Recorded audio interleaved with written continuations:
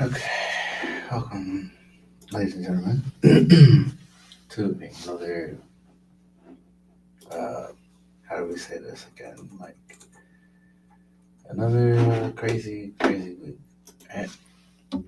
So let's talk about a few things, and the first thing we're gonna talk about the overnight ruling from the judge, and also this is what we're going to. We're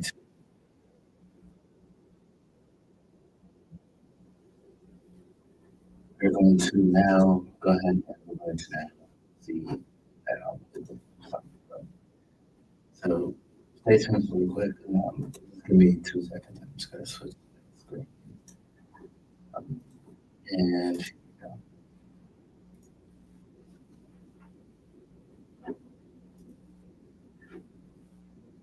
local law enforcement, hundreds of documents received into evidence, and she just ruled that Donald Trump violated federal law. For anybody scoring at home, 10 U.S.C. Section 12406. He violated the 10th Amendment to the Constitution by trying to deploy streets to Portland, Oregon, and she permanently enjoined him, prohibited him from deploying National Guard troops to the streets of Portland or, frankly, anywhere in the state of Oregon. This is now set in stone. It's a permanent injunction, meaning it will last for the entire life of the case unless and until a higher court decides to reverse it. Yeah, so now, Brian, this is a permanent injunction, a permanent prohibition, preventing Donald Trump from deploying National Guard troops not only to the streets of Portland, but anywhere in the state of Oregon. So now this will remain in place, of course, unless and until a higher court of appeals, including the Supreme Court, decides they don't like that ruling and decides to try to reverse it.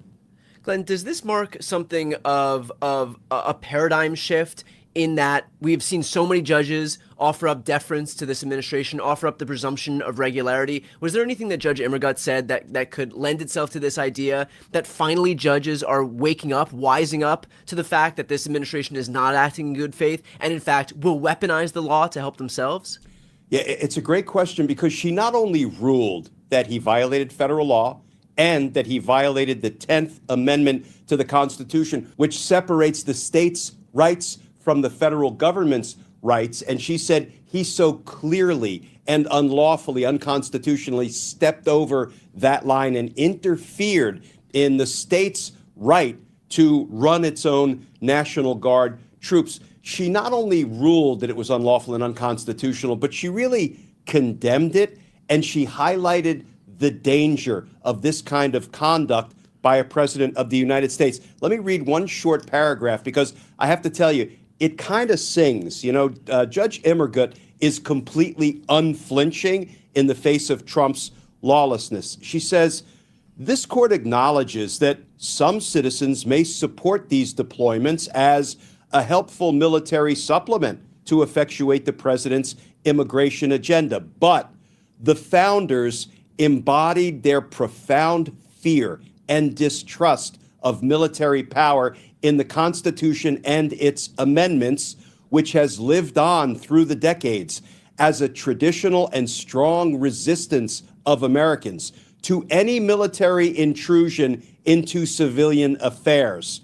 In the Supreme Court's words, even slight encroachments create new boundaries from which legions of power can seek new territory to capture.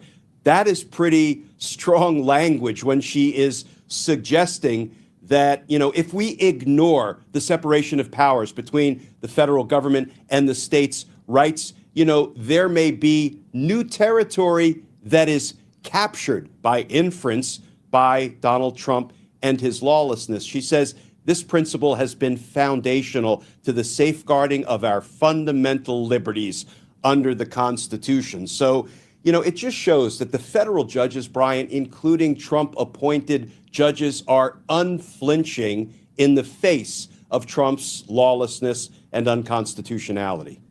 All right, so Glenn, we had talked about the fact that, initially we had only seen temporary restraining orders or preliminary injunctions, and all of the appeals, even in the Seventh Circuit, even in the Ninth Circuit, were all appeals on those preliminary injunctions and temporary restraining orders, and we hadn't yet had a case on the merits. And so the fact that we have the first ruling on the merits and it's against the Trump administration, what kind of an impact does this have on two things? The ongoing cases also in LA and in Chicago, but also the inevitable appeal up to the Supreme Court. I don't want to overstate the sort of atmospheric precedent that this might set for other jurisdictions where Trump tries to pull the same unconstitutional bullshit. And the reason I say I don't want to be too, broad in applying this elsewhere is because Judge Immergut makes clear that in the trial, what she was dealing with was there was like one block where there was an ICE facility, and back in June there were some incidents of violence, but really since then it's been relatively violence free. She even said some of the information suggests that there are still some dust ups around that building in that one block area, but she said the dust ups are between often protesters and counter protesters, and they're easily handled by kind of regular civilian law enforcement forces. So, it's an important pronouncement, and I love some of the language she used about the danger of not addressing a violation of the state's rights by the federal government. However, it really is largely bound to the facts as they were established in the trial that she conducted. So, there's a little bit of something there for everybody. The people who would like to say, listen, this should kind of settle it nationwide. Well, yes and no, because it's really ultimately only settling the circumstances that she found pursuant to the litigation that she conducted on this issue. Is there any indication from the Trump team yet whether they're going to appeal?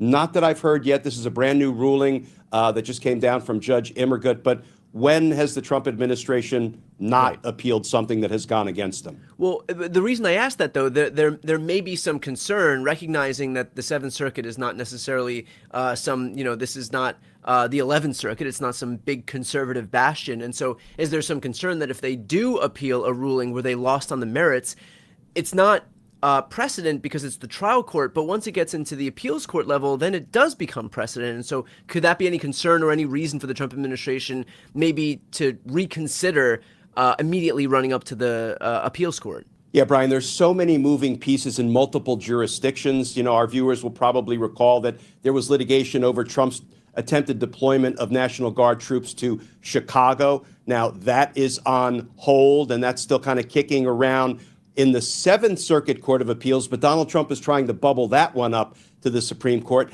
Out in the Ninth Circuit, which includes both Oregon and California, there is some litigation kicking around. But here's what I can almost promise, not that I'm happy about it. I think all of these matters are going to be consolidated. They're all going to be taken up by the Supreme Court, and the Supreme Court will want to announce sort of one principle, one interpretation of the law and the Constitution when it comes to Trump's ability, his authority to federalize and deploy National Guard troops.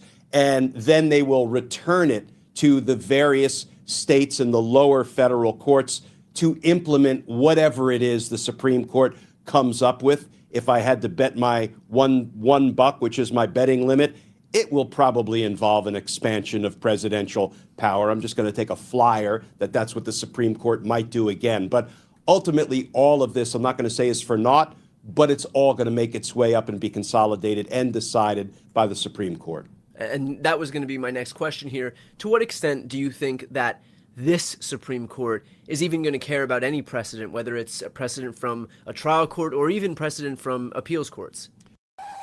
Were you recently injured in a car accident? Look at this check for $160,000. Well, they have shown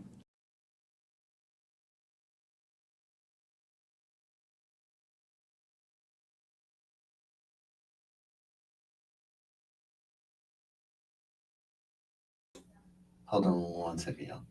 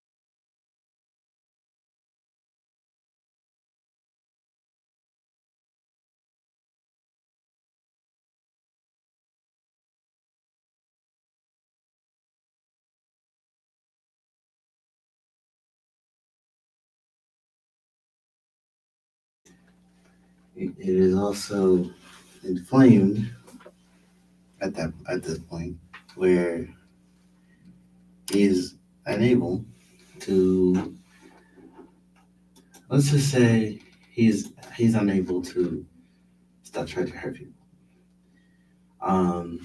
And I'm gonna play a clip real quick. Need to create more video content, but don't have enough hours in the day?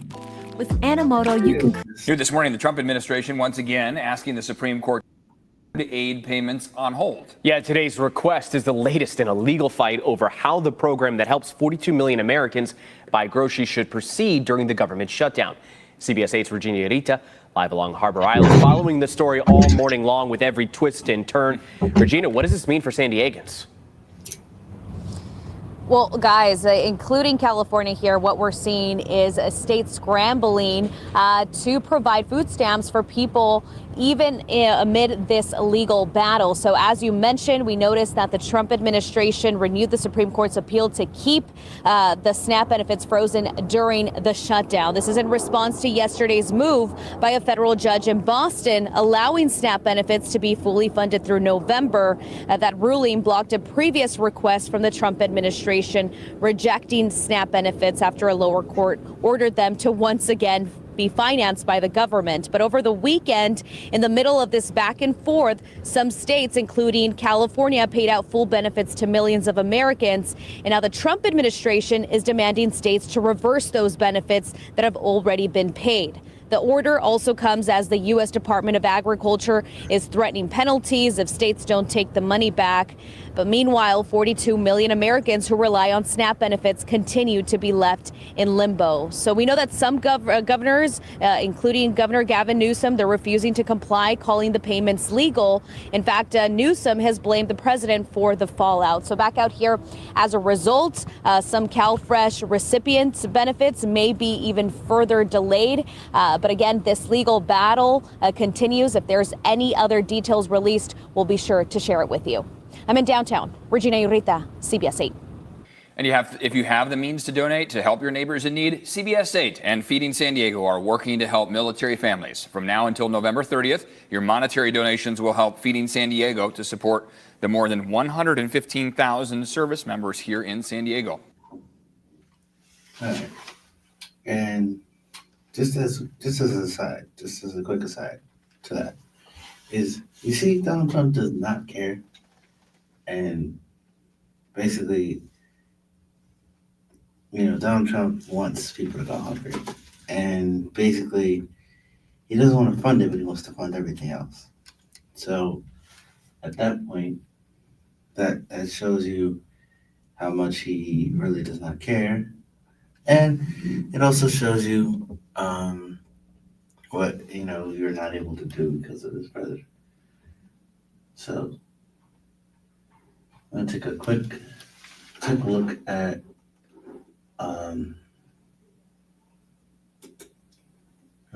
Watch this. Build me a professional consulting website. Tracking all the latest developments on the government shutdown, the restoring of SNAP benefits and other ramifications first, while the Senate took the first step to end the government shutdown late last night. A compromise funding bill does not solve the Democrats' sticking point of expiring health care tax credits. The Trump administration is asking the Supreme Court again today to stop full food aid payments known as SNAP. Lower courts have ordered the money to start flowing again, and at the airports, flight cancellations expected to drag on even if the shutdown is ended, because airlines and airports are now having to catch up on thousands of flights that have already been canceled. Let's get an update now on SNAP payments in Rhode Island. Some people have told us they've gotten the payouts they need, but others still waiting on the payments. There's a lot of confusion right now. Sophia Szabo live in Providence. So, Sophia, what do we know right now? Hey, Pat, it's been a real back and forth the past couple days between the president, the courts, and state leaders, many of whom say they're outraged by the entire situation. So here's where things stand right now. Last week, a federal judge here in Rhode Island ordered SNAP benefits for November be paid in full. But shortly after, the Supreme Court put a hold on that ruling, and the USDA told the states to undo those benefits. Yet many, including Rhode Island and Massachusetts, had already sent out benefits to the EBT cards. Rhode Island Governor Dan McKee says those cards remain active right now. Last night, a coalition of 22 states, including Rhode Island and Mass, filed for a temporary restraining order against the motion. Here's Massachusetts Attorney General Andrea Campbell earlier this morning. Last night, we went back to the court filing a temporary restraining order, asking the judge to make sure that the USDA and the Trump administration does not claw back these benefits, and asking her to allow our states to continue to feed our residents. Just an hour ago, the judge in the case granted our motion and scheduled a hearing for 3:30 later today.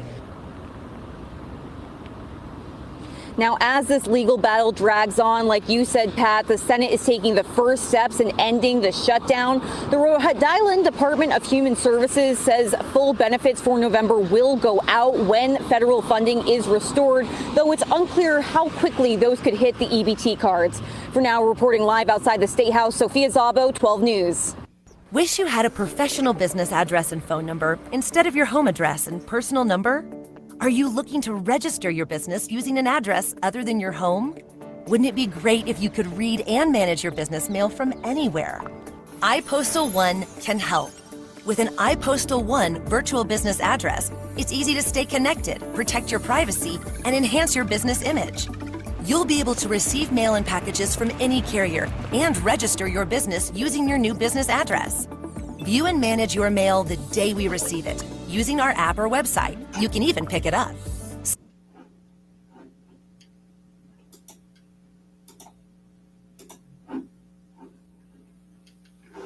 And let's take another look at something else real quick. Let's take another look real quick. Live out there. And we are a step closer to reopening the government. 7 Democratic senators and an independent who caucuses with Democrats voted to advance a funding bill last night. They agreed to help Republicans reach the 60-vote threshold they need in exchange for a promised vote on health care subsidies next month. Before yesterday's vote, Senate Majority Leader John Thune said he's optimistic about this deal. After 40 long days, I'm hopeful that we can finally bring this shutdown to an end. I don't need to go over all the reasons why it's imperative that we get the government open as soon as possible. From the truly precarious situation we are in with regard to air travel to the fact that our staffs have been working without pay for a full 40 days now, all of us, Republicans and Democrats who support this bill, know that the time to act is now. CBS News congressional correspondent Caitlin Huey-Burns joins us from Capitol Hill with the latest on all this. Good morning, Caitlin. So why did these Democrats decide to support the GOP bill after resisting for weeks? And So, as you know, that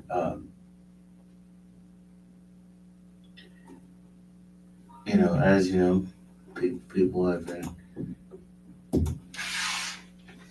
been struggling, and Donald Trump seems to be adamant about not giving aid to the people that need it. This is the presidency of we'll trickle down any benefits we feel like giving you. That's, hold on. Just give us 2 seconds.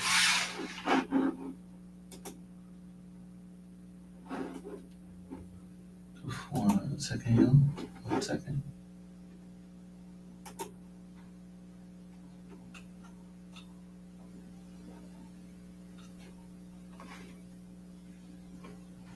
Just 1 second, y'all. Just take a quick break, real quick.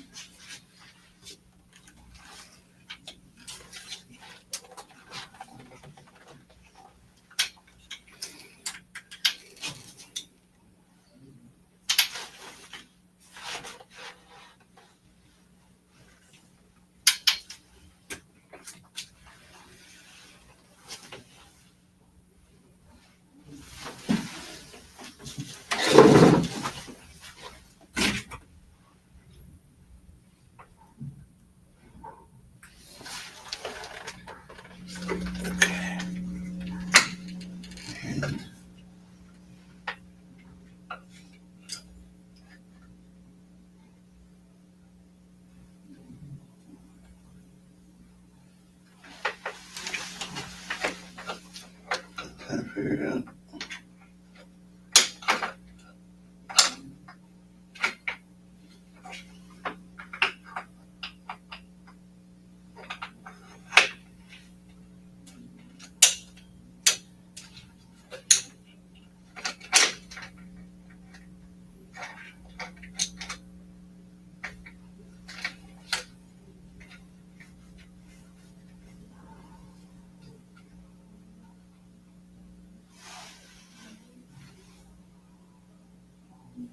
All right.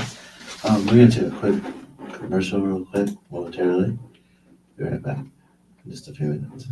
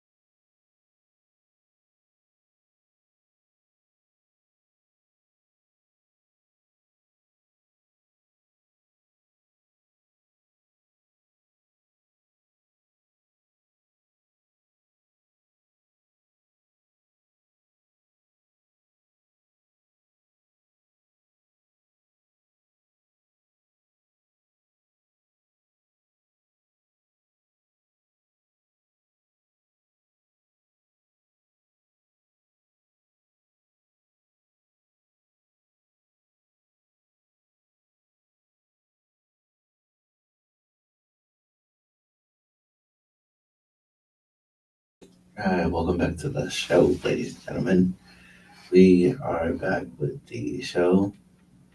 And I want to say thank you for well, obviously being here and watching the show from the beginning. And let's take a look. Let's take a look into the here on day 41.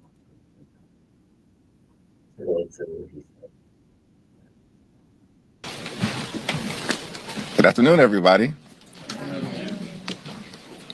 I'm here with the incredible.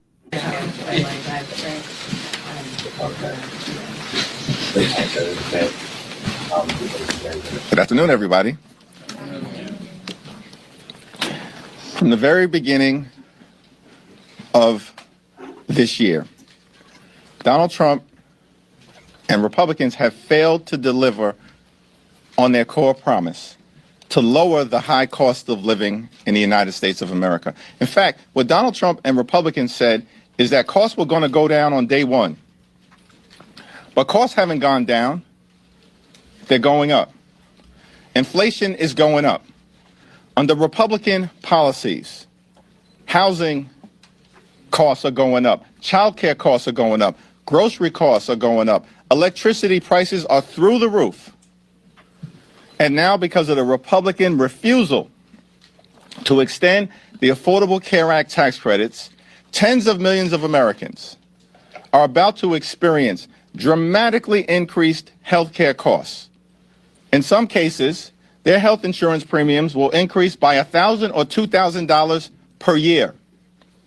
That is unacceptable. It will be unaffordable for working class Americans, middle class Americans, and everyday Americans to be able to go see a doctor when they need one. And so House Democrats and Senate Democrats have been fighting hard to address the Republican health care crisis and to lower the high cost of living for everyday Americans in the United States of America. Because the reality is, America is too expensive. And far too many people are struggling to live paycheck to paycheck. They can't thrive, they can barely survive. And that's why Democrats have been waging this fight. Every day I worried my ad accounts would get banned and all my campaigns would go down. Each ban meant... And we'll continue to wage this fight. No matter what comes over to us from the United States Senate to the House of Representatives at some point this week. Our position as House Democrats has been crystal clear. We will sit down with any Republicans, anytime, any place, anywhere, in order to find a bipartisan path forward, but we're not down with their my way or the highway approach to governance. That's failed the American people. It's been a disaster for the American people, and the American people know it. Which is why last Tuesday, Republicans all across the country got wiped out. One of the most decisive off-year elections ever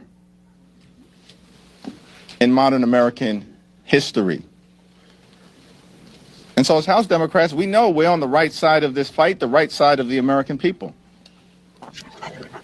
And we're not going to support a partisan Republican spending bill that continues to gut the health care of the American people.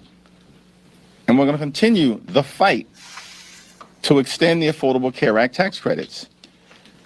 And if it doesn't happen this week, next week, this month, next month, then it's the fault of Donald Trump, and House and Senate Republicans. And to that point, I agree, right? I agree with Hakeem Jeffries. I think that if you don't care about healthcare, you do not care about the American people. And it's sad. It is sad that we are thinking that way, but it is the reality. And we just gotta make it clear that they do not care about us, and that is how that is gonna work. The show is gonna end momentarily. We're gonna be ending almost in a little bit here. But we have two more things we're gonna get to.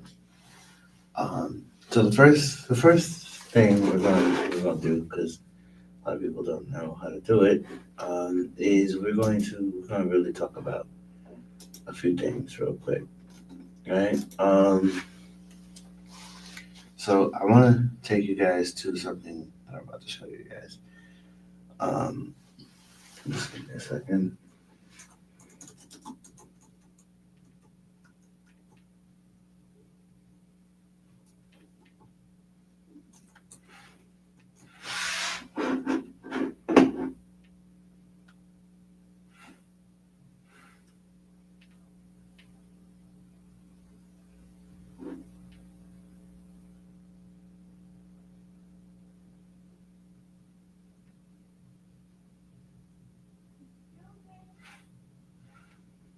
And so here,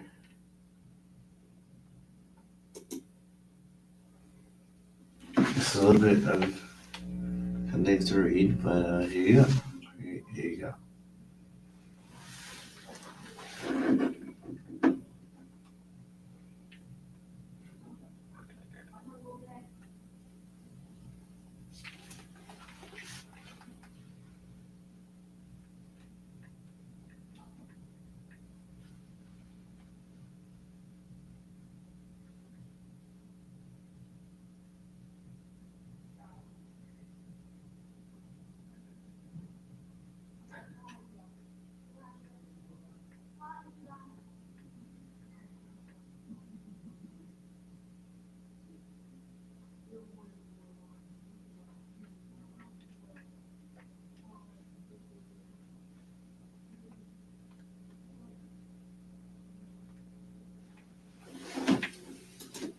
And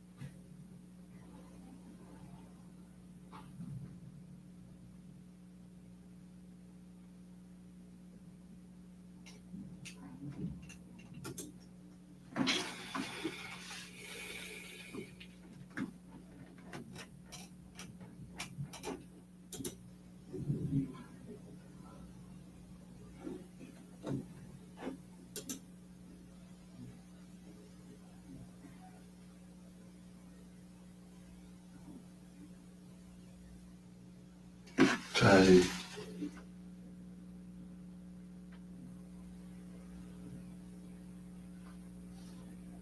So as you look right there,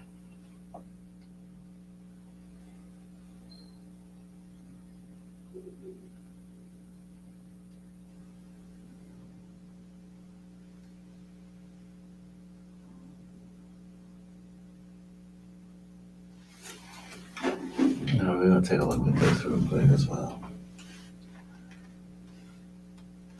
I'm sorry, guys. I do apologize. I do click on things and I forget that it don't always load all the way. So just hold on a second. Hold on, y'all.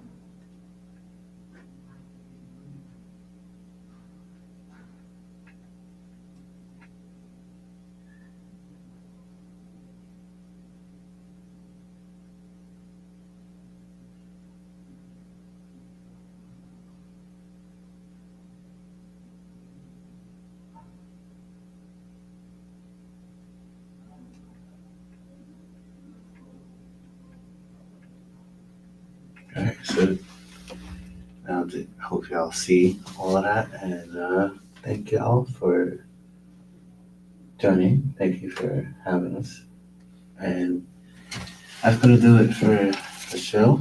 Thank you very much, and hope to see you guys tomorrow.